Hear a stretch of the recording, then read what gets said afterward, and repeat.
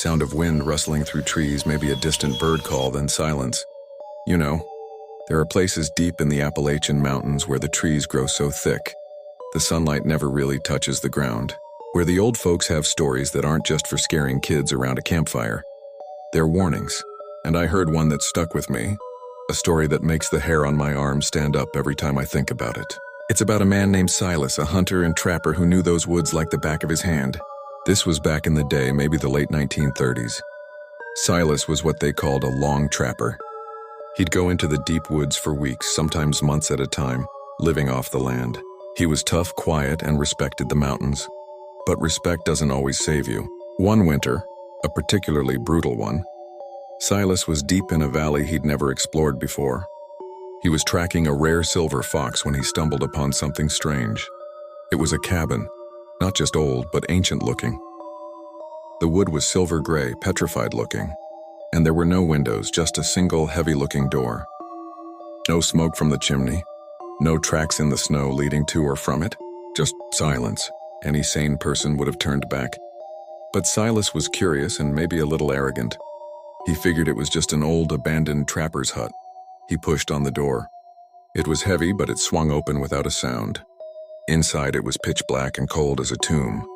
He lit his lantern, and the light flickered across the single room. It was empty, completely bare. No furniture, no stove, no tools. Just 4 walls, a floor, and a ceiling, all made of that same strange silver wood. But in the very center of the floor was a single object, a child-ass rocking horse.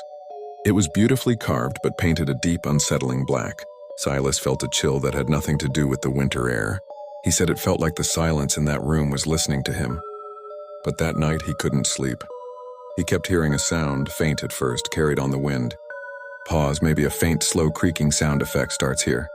Creak, croak, creak, croak. It was the sound of a rocking horse, coming from the direction of the cabin. He told himself it was just the wind, the branches of the trees. He packed up at first light and got the hell out of that valley, leaving the silver fox and his traps behind. He didn't stop until he was back in his own home. But the story doesn't end there. That's the part they tell around the fire. The part they don't always tell is what happened to Silas after. He was never the same. He gave up trapping.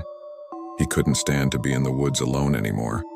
He became jumpy, paranoid, and late at night his wife would hear him muttering in his sleep. She said he'd whisper the same thing over and over again. Lower voice, almost a whisper. It's not that it was rocking by itself. It's that when the lantern light hit it, it didn't have a shadow. Silas passed away not long after that. A young man worn down to nothing.